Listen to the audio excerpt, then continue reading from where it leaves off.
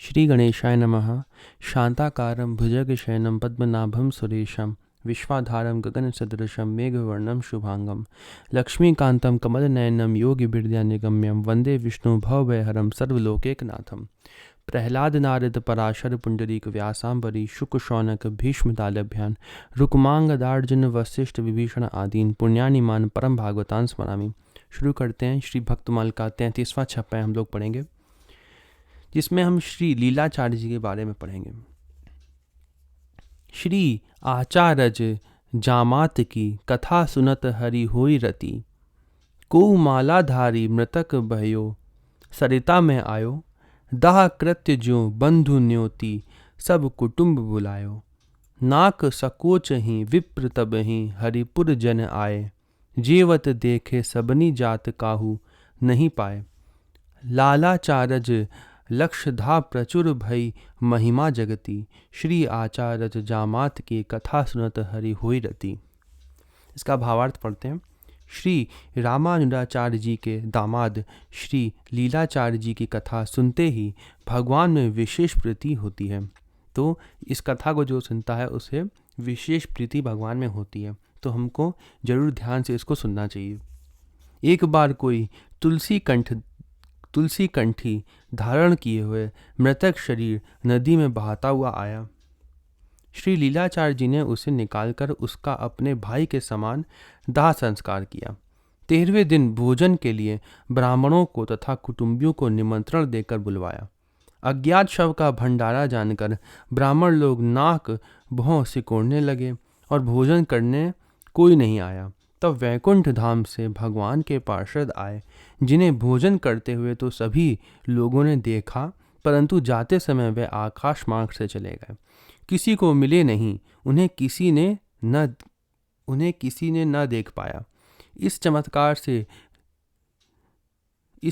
से श्री लालाचार्य जी की महिमा संसार में लाखों गुनी बढ़ गई। तो भगवान के संत जो होते हैं वो ऐसे ही छुपे हुए होते हैं और इन्हीं कथाओं से लोग उन्हें जान पाते हैं, भगवान उनको प्रकाशित करते हैं। अगर ये कथा नहीं होती तो हम लोग, अगर उनके साथ ऐसा वाक़या ना हुआ होता तो हम कभी जान ही नहीं पाते श्री लालाचार्य जी को। इसलिए भगवान प्रकाशित करते हैं भक्तों को। आगे पढ़ते हैं। भक्त तोषणी टिप्पणी क्या दी हुई है। कथा सुनत हरि होई रति, इसके लिए क्या लिखा है। भगवान की भक्ति को आचार्यों ने सुदुर्लभ बताया है। भगवान की भक्ति कैसी है, बहुत ही दुर्लभ है, लेकिन भक्त चरित्र को श्रवण करने मात्र से ही भगवान की भक्ति मिल जाती है। यथा रामचरितमानस का दिया हुआ है। भरत चरित करी नेम, तुलसी जो सादर सुनहि, सिय राम पद प्रेम, अवसि होई भव रस विरति।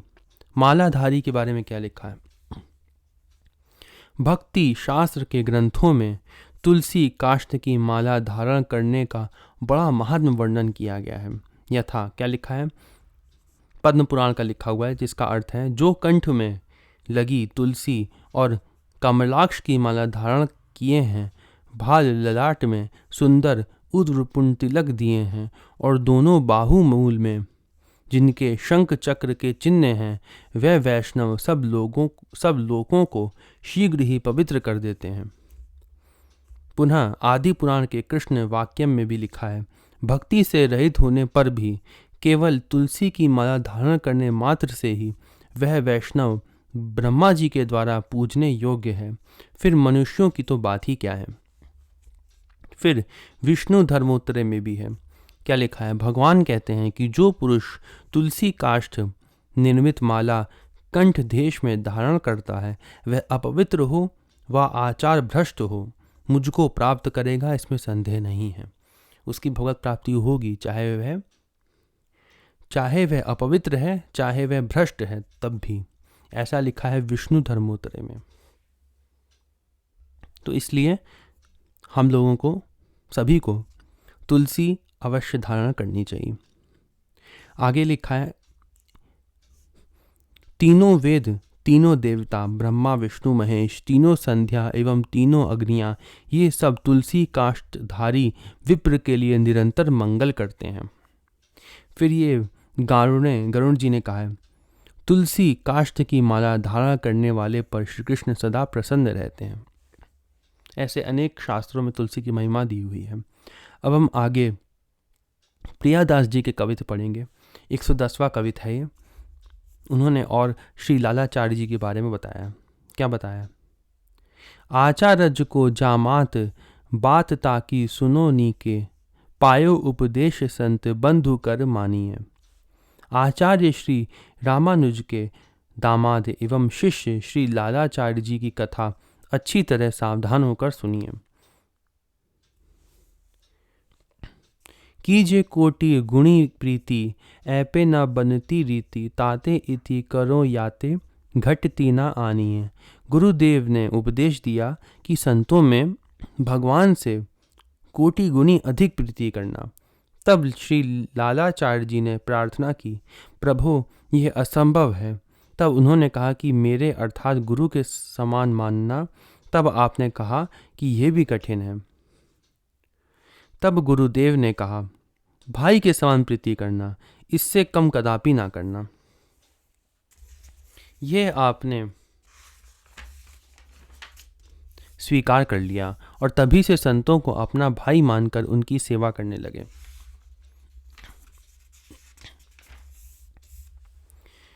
मालाधारी साधु तन सरिता में बहयो आयो, ल्यायो घर फेरी के विमान शव जानिए। एक बार तुलसी कंठी धारण करने वाले संत का शव कावेरी नदी में बह कर आया। लालाचार्य जी की पत्नी जल भरने गई थीं। उससे उसकी सहेलियों ने व्यंग किया कि पहचान लो, तुम्हारे जेठ हैं या देवर हैं। घर जाकर उसने ये बात लालाचार्य जी से कही।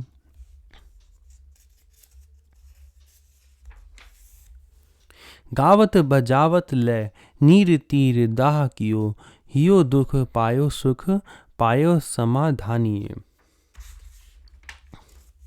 तब उसे नदी से निकालकर घर लाए और विमान बनाकर बाजे बजाते हुए फिर नदी तट पर ले गए और विधिवत दाह संस्कार किया। भाई के वियोग में हृदय दुखी हुआ। उनको भाई क्यों माना? क्योंकि वह कंठी धारण करते थे। शास्त्र के अनुसार जो कंठी धारण करता है वह भगवान ने कह दिया कि भक्त है। और जो लालाचार्य जी के गुरु थे रामानुज, उन्होंने कहा था कि संत को कम से कम भाई तो मानना। तो इसलिए उन्होंने ऐसा दाह संस्कार किया। गुरु जी ने पहले ही उपाय बता दिया था भगवत प्राप्ति का उनको, इसीलिए उन्होंने पहले से ही बता दिया था और उन्होंने गुरु आज्ञा का पूरा पालन भी किया। क्या लिखा है आगे पढ़ते हैं। विधिवत दाह संस्कार किया। भाई के वियोग में हृदय दुखी हुआ। पुनः विचार किया कि ये तो भाई भजनानंदी संत थे, शरीर त्याग कर भगवत धाम को गए। ऐसा विचारते ही मन में सुख और समाधान हुआ। उनके लिए दुखी होने की क्या आवश्यकता है? इसलिए उन्होंने दुख को त्याग कर सुखी हुए। वो कि जो है ये भजनानंदी संत थे तो ये भगवत धाम गए होंगे, इसलिए दुखी होने की कोई बात नहीं है। कियो सो महोच्छो ज्ञाति, विप्रन को न्योतो दियो, लियो आए नाही कियो, शंका दुखदायी। 13वीं के दिन श्री लालाचार्य जी ने धूमधाम से महोत्सव भंडारा किया। अपने कुटुंबियों को तथा अन्य ब्राह्मणों को निमंत्रण दिया। सभी ने निमंत्रण स्वीकार कर लिया, परंतु समय पर भोजन करने नहीं आए। ब्राह्मणों के मन में दुख देने वाली शंका हुई। भय एक ठौरे माया कीने सब बौरे कछु कहे बात औरे, मरी देह बही आइए। सभी एक स्थान पर एकत्र हो गए। माया ने सबको पागल कर दिया। सब लोग कुछ और भी बातें कहने लगे कि मरा हुआ शरीर नदी में बहता हुआ आया था। याते नहीं खात वाकी, जानत न जाति पाती, बड़ों उत्पात घर लियाई जाई दाहिए। उसकी जाति पाति को कोई भी नहीं जानता है, इसलिए हम लोग उसके भंडारे में भोजन नहीं कर सकते। इस लालाचार्य जी ने तो बहुत बड़ा भारी उत्पात ब्राह्मण समाज में खड़ा कर दिया है। शव को उल्टे घर ले आया और फिर उसका दाह संस्कार किया। ऐसी बातें वो लोग बनाने लगे ब्राह्मण लोग। मग अवलोकी उत परियो सुनी शोक हिए, जिए आई पूछे गुर जिए आई पूछे गुरु कैसे के निभाइए। श्री लालाचार्य जी ने बड़ी देर तक बाट देखी। ब्राह्मणों के ना आने का कारण सुनकर बड़ा शोक हुआ। फिर जी में आया कि चलकर गुरुदेव जी से ही पूछें कि इस समय निष्ठा का निर्वाह कैसे किया जाए। अब इसके लिए थोड़ी सी टिप्पणी दी हुई है। क्या लिखा है? कैसे के निभाइए। निष्ठा का ओर छोड़ निर्वाह करना बड़ा कठिन है। नीति प्रीति परमारथ स्वार्थ को न राम सम जान जथारथ। को रघुवीर सरित संसारा शील स्नेह निबाहनिहारा। चले श्री आचार्य पे बारिज बदन देखी करी साष्टांग बात कही सो जानिए। श्री लीलाचार्य जी आचार्य श्री रामानुज के पास गए और उनके मुखारविंद का दर्शन करके तथा साष्टांग दंडवत प्रणाम करके सब बात कहकर बताई। जाओ निशंक वे प्रसाद को न जाने रंक जाने जे प्रभाव आवे वेगी सुखदाई। आचार्य जी ने कहा कि तुम निशंक होकर जाओ। वह दरिद्र अभागे प्रसाद की महिमा को नहीं जानते हैं। जो भक्त प्रसाद की महिमा को जानते हैं वह तुम्हें सुख देने वाले भक्त बहुत शीघ्र आवेंगे। उन्होंने ऐसी आज्ञा दे दी। उन्होंने कहा कि जो लोग नहीं आए उनको जाने दो। वे लोग भगवान के प्रसाद की महिमा जानते नहीं हैं, और जो प्रसाद की महिमा जानते हैं वह शीघ्र आएंगे। ऐसी उन्होंने आज्ञा दी। देखे नभ भूमि द्वार एहे निर्धार जन बैकुंठ निवासी पाती डिग हुए के आइए। ऐसा कहकर आचार्य जी ने आकाश की ओर और फिर पृथ्वी की ओर देखकर पार्षदों का आह्वान किया रामानुज जी ने, और बोले कि तुम घर जाओ, निश्चय ही वैकुंठवासी जन प्रसाद पाने आवेंगे। कुछ देर बाद दिव्य ब्राह्मण रूपधारी पार्षदों को झुंड उन ब्राह्मणों के निकट होकर श्री लालाचार्य जी के घर आया।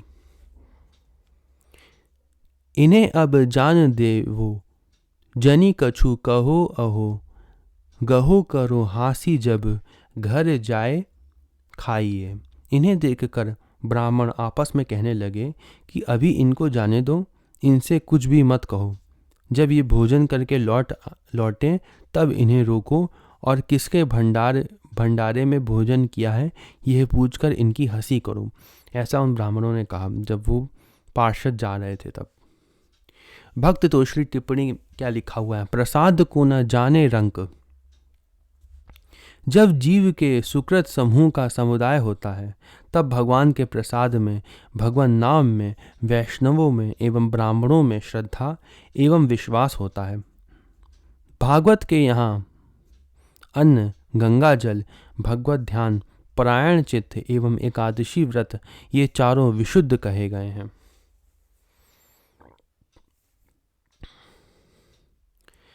शास्त्रों में वर्णन आया है कि भक्तों के यहाँ मांग कर प्रसाद ग्रहण करना चाहिए।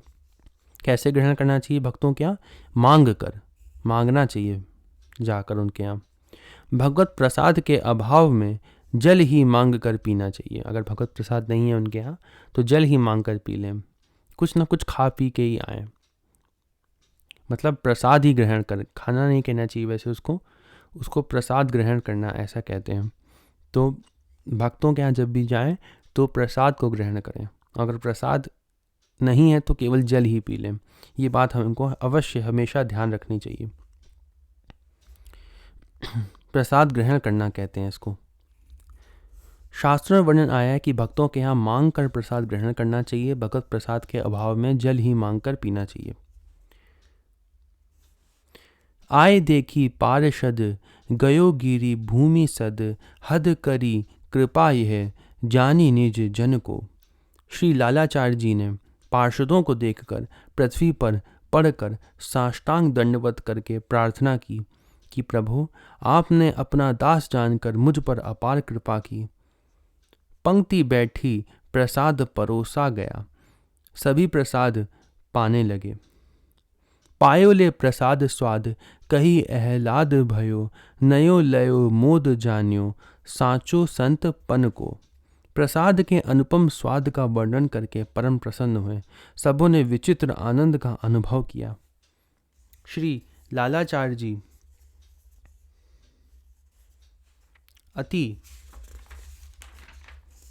अति आनंदित हुए। संतों में निष्ठा का क्या प्रभाव होता है तथा संतों का प्रण कैसा सच्चा होता है, यह जाना। प्रसाद पाकर ये सभी पार्षद विदा होकर पधारे। पार्षदों को भी बहुत आनंद हुआ उनसे मिलकर। विदा हुए पधारे नभ, मग में सिधारे विप्र, देखत विचारे द्वार, व्यथा भई मन को। आंगन से आकाश मार्ग होकर वैकुंठ को चले गए। वे बेचारे ब्राह्मण द्वार पर तथा मार्ग में खड़े होकर देख रहे थे। जब उन्होंने ये जाना कि ये तो आकाशचारी कोई दिव्य पुरुष थे, तब उनके मन में बड़ा भारी दुख हुआ।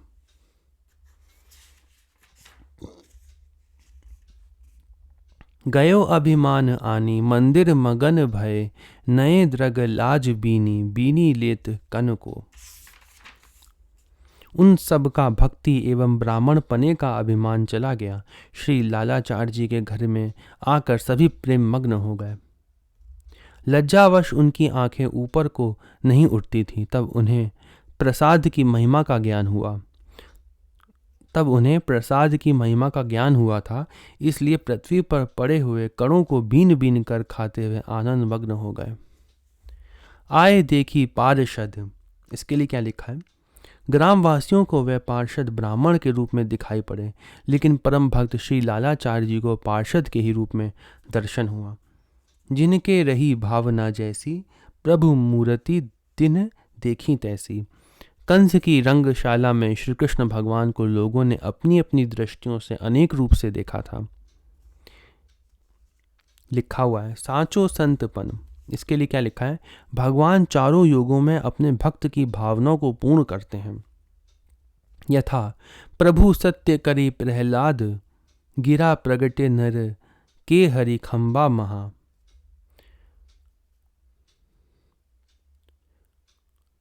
झष राज ग्रस्यो गजराज कृपा, तत्काल विलंब कियो न तहा। सुर साखी दे राखी है पांडु वधु, पट लूटत कोटिन भूप जहाँ। तुलसी भजू कौशल राज ही रे, जन को पन राम न राख्यो कहाँ। भगवान ने श्री लालाचार्य जी के संत सेवा प्रण को पूर्ण किया। पाई लपटाई अंग धूरी में लुटाए कहें, करो मन भायो और दीन बहु भाख्यो है।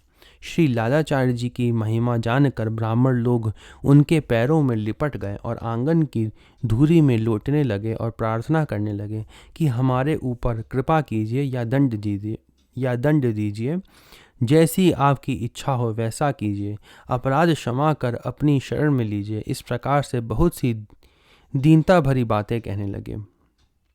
कही भक्त राज तुम कृपा में समाज पायो, गायो जो पुराणन में रूप नैन चाख्यो है। तब भक्त राज श्री लालाचार्य जी ने कहा, आप लोगों की कृपा से ही मैंने वैकुंठवासी पार्षदों का संग पाया।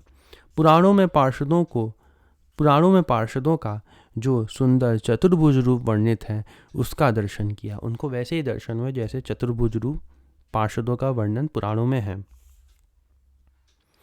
छाड़ू उपहास अब, करो निज दास हमें, पूजे हिये आस मन अति अभिलाख्यो है। यह सुनकर वे सब ब्राह्मण कहने लगे कि आप हमारी हंसी ना करें और मुझे अपना दास बनाइए। यह मेरे मन में बड़ी भारी अभिलाष है, उसे आप कृपा कर पूर्ण करें। किए परशंस मानो हंस ये परम को, ऐसे जस लाख भांति घर घर राख्यो है। तब श्री लीलाचार्य जी ने उन्हें वैष्णवी दीक्षा दी और हंस के सदृश परम विवेकी भीतर बाहर से निर्मल प्रशंसा के योग्य बना दिया। इस प्रकार श्री लालाचार्य जी, मैंने कई बार लीलाचार्य जी गलती से बोल दिया है तो उसके लिए मैं क्षमा मांगता हूँ। इनका नाम श्री लालाचार्य जी है। इस प्रकार श्री लालाचार्य जी का सुयश लाखों प्रकार से घर घर गाया जाने लगा। भक्त तोष ने टिप्पणी में क्या लिखा है? पाई लपटाई अंग धूरी में लुटाई। तात्पर्य क्या है? श्री लालाचार्य जी के यहाँ पार्षदों के श्री चरण रज पड़े हैं, इसलिए ब्राह्मण अपने अंगों को धूली से अभिषिक्त कर रहे हैं, क्योंकि भक्त रज से अभिषेक किए बिना भक्ति नहीं मिलती है। तो इसका अर्थ क्या है? इसका अर्थ है कि उनके घर पे स्वयं भगवान के पार्षद आए हैं और चरण रज से ही भक्ति मिलती है भगवान की, इसलिए जो वहाँ के ब्राह्मण थे अब वो उसी रज में लौट रहे हैं, उसी धूली में, जो पार्षदों की जो चरण रज की धूली है उसमें वह उन्हीं के घर पे लौट रहे हैं। तुम कृपा में समाज पायो, इसके लिए क्या लिखा है? यद्यपि ब्राह्मणों ने कोप किया था, लेकिन श्री लालाचार्य जी उसको भी कृपा ही माना। यहाँ लिखा था ना कि आपकी कृपा से हमको भगवान के पार्षदों का दर्शन हुआ, उन्होंने यही मांगना, दोष नहीं देखा उसमें, इसमें भी उनमें। संत लोग अवगुण में भी गुण देखते हैं, गायो जो पुराणन में रूप नैन चाख्यो है। इसका अर्थ लिखा है, भगवत पार्षदों का स्वरूप भगवान ने सहश ही होता है, भगवान के सदृश ही होता है। सदृश लिखा है, भगवान के सदृश ही होता है, भगवान के समान होता है पार्षदों का जो शरीर होता है, विष्णु स्वरूप होता है, ऐसा विष्णु पुराण में भी लिखा है। भगवान में भ्रगुलता का चिन्ह कौस्तुभ मणि आदि विशेष होते हैं, ये भगवान में विशेष होते हैं, ये नहीं होते हैं उनमें। जैसे भृगु जी का चरण चिन्ह जो है कौस्तुभ मणि माला, ये भगवान में विशेष होता है। बाकी विष्णु रूप जो भगवान का शरीर है वह पार्षदों में भी होता है। जिनके स्वरूप की कथा सुनते थे आज प्रत्यक्ष दर्शन हुआ। मानो हंस जड़ चेतन गुण दोष में विश्व कीन करतार, संत हंस गुण गह ही पय परिहरिवारी विकार। श्री लालाचार्य जी राम रसिकावली के अनुसार श्री रामानुजाचार्य जी के शिष्य थे। किन्हीं सज्जनों के मत से श्री शैलपूर्ण अथवा श्री कुरेश जी के शिष्य थे। इनका चरित्र यहीं पे समाप्त होता है। अगली वीडियो में हम लोग गुरु और शिष्य श्री पाद पद्म जी के बारे में पढ़ेंगे, 34वां छप्पर पढ़ेंगे। ओम नमो भगवते वासुदेवाय।